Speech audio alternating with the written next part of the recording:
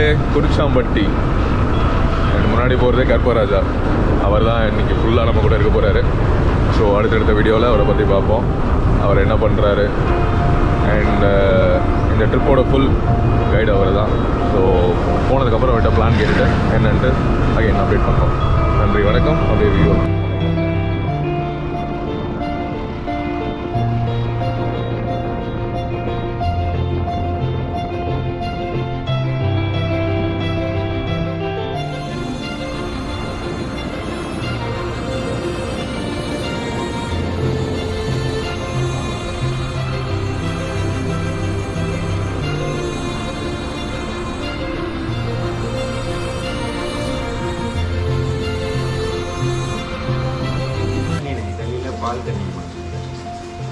இதில் தெரியாத ஒரு விஷயம் சொல்லுங்க. இப்போ நமக்கு தெரியும் இது கன்னி நாய், அந்த பக்கம் பார்த்தீங்கன்னா புள்ள நாய் இருக்குது, நாய் இருக்குது.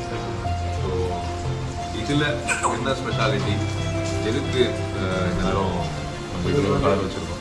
இது வந்து பால்கனி நிறம்னா இதில் வந்து வால் வந்து இந்த வால் சைடு வந்து சாரவால்மாங்க.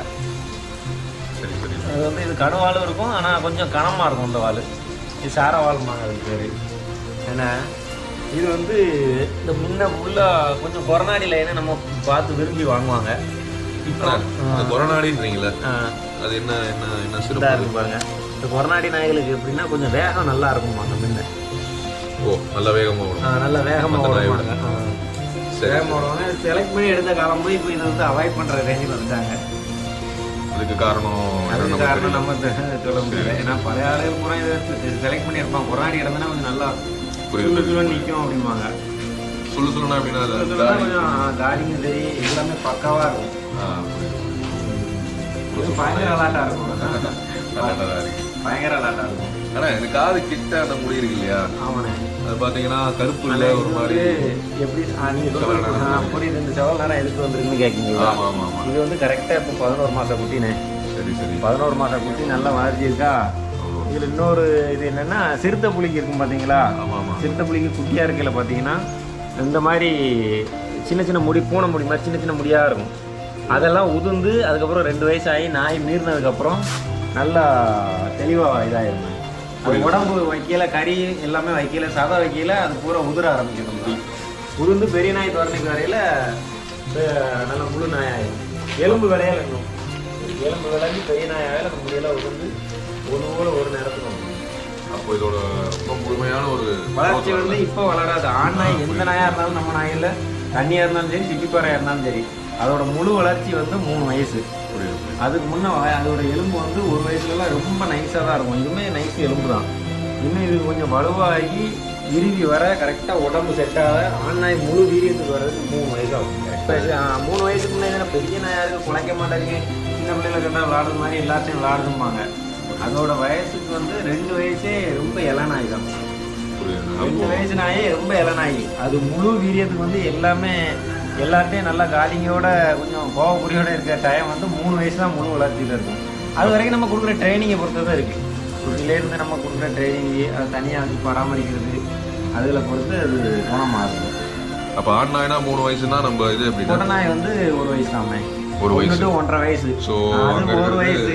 அதுக்குண்டான மெச்சூரிட்டியை பாருங்க. இது பிள்ளைகளோட எல்லாத்தையும் விளையாடுற மாதிரி இருக்கும். அது கொஞ்சம் அவாய்ட் பண்ணும் எல்லாரும். அது 1 வயசுல அதுக்கு எல்லா மெச்சூரிட்டியும் வரும்.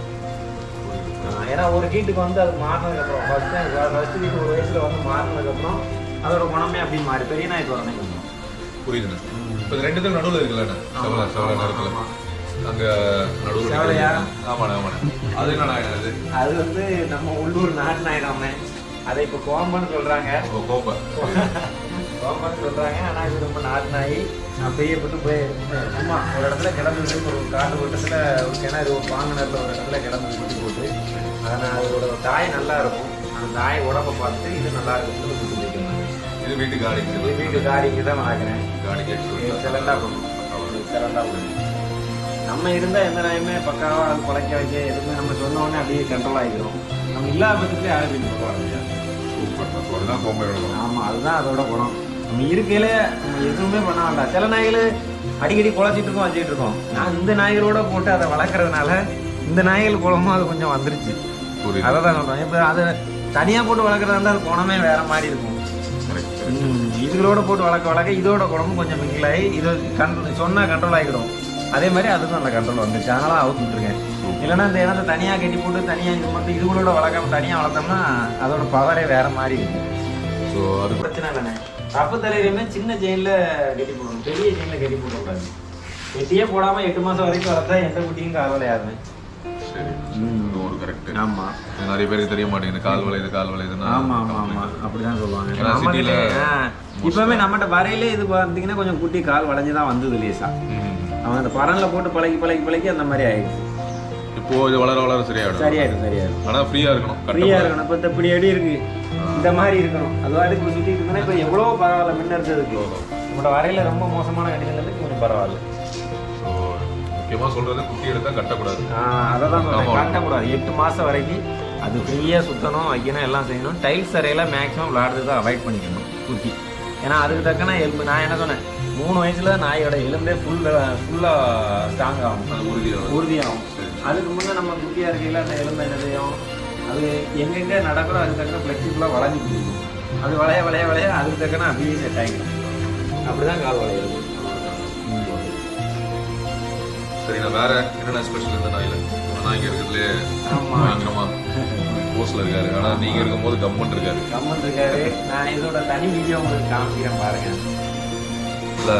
பயங்கர அக்ரஷனா இருக்கும். அப்படியே குழந்தை போல இருக்கு. நீங்க வந்தீங்கன்னா தெரிஞ்சுக்கணும் என்ன அக்ரஸிவா இருக்கு. இந்த காதை என்ன சொல்லுவாங்க? நெறிக்காது. நம்ம எல்லாமே மேக்ஸிமம் நெறிக்காது.